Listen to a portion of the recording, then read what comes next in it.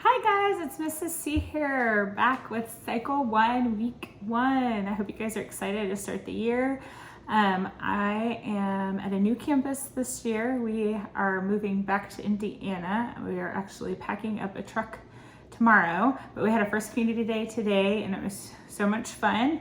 I have the master class this year, so if you have littles, I do have Cycle 1 from the last time through, which is all updated to the 5th edition. And I had the younger class that time, so if you need ideas more for that, you can go back and watch those videos. I will link the Cycle 1 video below this one. And these ones this year I'll do more geared towards the older kids, but if I have an idea or something that I've remember from the last time for the littles, I'll try to throw that in too. So anyway, we will jump right in. So I always start with geography. No matter what age I have, it just seems to work best for me to do it that way. So you can have the maps out and we can be ready to go. I do have a large map for my class. If you don't have one of those, not a big deal. I do find that they are helpful for pointing out locations, but you can use the smaller ones, especially with the older kids. They're more capable of finding them than the little ones. So obviously we have the Fertile Crescent. All I did was go through individually, point them out and have them trace them. And then we went back through and erased them. And then I had each of them tell me one, and I traced it on the board. And then I had them ask them each one and had them trace it on their paper. So again, it's really different teaching the older kids because geography usually was kind of a big time suck with the younger ones, just getting everyone to find the right location. The older kids, especially because all of mine have been through this cycle before, they found them really easily. So that was kind of a nice switch. So that's what we did for geography. For timeline, we have the first 7 cards, and again, the kids that I have been in CC for a long time, so they know the beginning of the timeline really well. So we did a little game, which I did last year with my younger kids, but I call it like the bomb game. So with our 7 cards laid out, I put stickers on the back of 3 of them, and those are like the bomb ones, and they're the ones you're trying to not hit. So we slid through the timeline once, just went all the way through it, and then I let each of them take a turn picking a card to turn over. And the rule was if you picked like Mesopotamia and Sumer, I think, is that even in this week? I can't remember where it stops this week. Yeah, so Mesopotamia and Sumer, then we had to say all the ones up to that one, so they were going through it each time. So I would have a card, I had them all laid out, they would tell me which one, we would sing up to it, flip the card over and see if there was a sticker on the back or not, and if they got bombed. So they had, again, I did 3 cards, so there's 4 that aren't, so they have a better chance of winning, but the goal is to not hit all the bombs before you get the rest of the cards turned over. And it turned out that at the end, it was either gonna be a bomb card or a not bomb card, depending on which one they picked, so that was kind of fun. For the hand motions, we have the age of ancient empires, so it's kind of like our beard going down, circa 450 AD. And then we're gonna have creation, so it's like we're kind of doing like the tree of life, is what I always think of, and then the fall, and it falls down. And then we take our hands and we're gonna go up like the water's rising, the flood, and then kind of straight up for the Tower of Babel.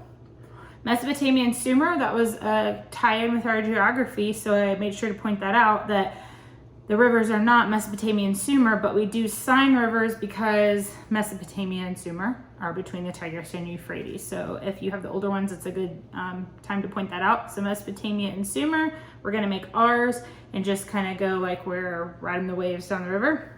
And then Egyptians, you're gonna take your pointer finger and kind of curl it and put it up to your head like this. If you notice in pictures of the Egyptians, a lot of them had headdresses with a little, I think it's a snake that's up there, but that's what that's supposed to be. And then you don't have to, but if you're in my class, you do have to do the Egyptians like this, Egyptians. Then let's see, was that all? 1, 2, 3, 4, 5, nope. Indus River Valley Civilization, we're gonna point here every time you do India on the timeline, you point here for their bindi dot, Indus, and then we're gonna do river again. River Valley Civilization. And then we have Minoans, we're gonna do an M, and then Mycenaeans. So that's the hand motions for timeline. With the older kids, I'm not spending a ton of time on those, mostly because they know them already. Not that they know the hand motions, but they know them and they don't need them to cue them. As we go on through the year and you're getting more deep into the timeline where it's harder to remember, I will do more hand motions with them, but for this first week, they kind of know them really well. So for Latin, I have these big index cards, and I wrote each of the Latin noun cases and then their like direct object, the I guess the English version of them, and laid them out on the table. So we just kind of laid them out matching at first in 2 rows, and then have them close their eyes, and I'd switch them up, and they had to tell me what I had switched, and we put them back in order. And we just did that a few times, going through and making sure that we were saying, nominative, subject each time. So that was pretty easy. For review, I did something different with these, but I'll wait and tell you what I did until the end. For our science, I used the agility ladder, and I've had some people ask about the agility ladder. This is what I did for the younger class too, so this works if you have younger kids.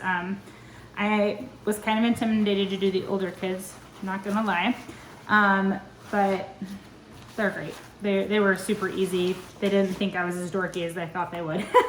So this is what agility ladder is. It's just kind of these plastic pieces that are attached. If you hang it up, it looks like a ladder, but it lays down on the ground, and so it just makes kind of an easy, quick way to have spaces to hop or walk, or however you want to use it, jump. So I laid it down, and then we had to jump through, jumping, saying all the classifications of living things.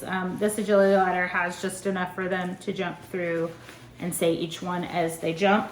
My only rule with them was they couldn't jump so fast that we couldn't say them, because they need to be saying them, and they were pretty good about that. So that's what we did for science. For English, I didn't have anything super awesome or fun. Again, we're in the middle of moving, and so a lot of my stuff is not where I could get to it, unfortunately, but I had seen someone else say that they really like to race doing things, so I thought we would see how quickly we could go around and say it. So each person took a turn saying it. I have 7 kids, so that was our 7 times, and we tried to see if we could say the definition of a preposition in under, I think I said 30 seconds, to see if we could get around the room and say it. So they just each took a turn saying what a preposition was. For math, with the older kids, you have to say all of the entire equation, and so that takes a long time. So I'm trying to come up with some ways to make it more fun. Probably as we get further along and they're a bit longer or different, I will break it up and maybe do it a couple times, do something else, do it a couple more times to get our 7 times in. But for today, since it was the 1s and 2s, it was pretty easy to get through. Again, I have 7 kids in my class, so I started off and gave the first kid 6 dice. And while we said all the way through the 1s and 2s, they were trying to get a Yahtzee. So if you haven't played Yahtzee, a Yahtzee is when you get all of the same number on the dice. So they started out rolling, and if they were going for 4s, they just kept rolling until they had all 6 dice as a 4. Some of them got it really quick because it's just the luck of the roll, and some of them were last minute, trying to get their last one. So that was fun. As we went around, some of them wanted me to make it harder, and I have more dice, so I gave them more dice. So, if you find that 6 is too easy, you can always add more dice to it and maybe have them try to get 10 dice before they can do it. So each of my students took a turn, and so they were doing that while we were chanting it. So they're still hearing it, even though they're rolling dice, but then they were saying it all the other times. So that was math. History, we sang through it and listened to the song, but I did teach them some hand motions that I learned last time through, I think, and I don't know who came up with them, so I apologize. If it was you, please comment and I'll be happy to give you credit. But for the commandments, to help us remember, so we have 1, and we're gonna kind of shake our fists. So you shall have no other gods before me, so no. And then 2, we're going to use 2 fingers for our 2, and we're going to have one bowing like we're bowing down to idol, so not make into any graven image. And I did take a minute to talk with them about graven is like engraved, and it means like a carved idol. So not make into any graven image. And then 3, we're going to put it over our mouth, and like we're not going to let the Lord's name come out of our mouth in vain. So we're just kind of like silent with that. 4 is the weirdest one of the bunch, but it still is helpful. So 4, if we have 4 fingers up, then we have 6 fingers that aren't up. So there's 6 days you can work, but on the last day you're not going to work. So this will be, these 4 we're going to count as 1. So when we have remember the Sabbath and keep it holy, so we can work 6 days and we're not going to work the other. And then honor thy father and mother. In sign language, this is father and this is mother, and we've got our 5 there. So honor thy father and mother. And I like to point out to the older ones that it says that your days may be long. So, you know, honor your parents so they don't kill you. Just kidding. So that was all of New Grammar today. It was super fun. So for review, since we have more time, I kind of did a little more than I would typically do, and we did something a little different for each subject. So I found these little sticky, you get sticky hands. These are like little sticky, spiky balls. And I let them compete 2 at a time, because if you get more than that going, there's stuff going everywhere. And I just kind of threw all these out on the table, and they tried to get as many matches as they could, racing the other person. So if they threw their sticky hand out and they got dative, then they were trying to throw their sticky hand and get indirect objects so they could get a match. So we did that a couple times. Then for multiplication, for review, we held I think it's called the tree pose, but we just stood on one leg with our other leg braced on like by our knee, and our hands together, because when you hold it out, it helps you balance. So if you put your hands together, it helps you, it's harder to balance. And so for the 1s, we did one leg, and then we switched legs and did that for the 2s.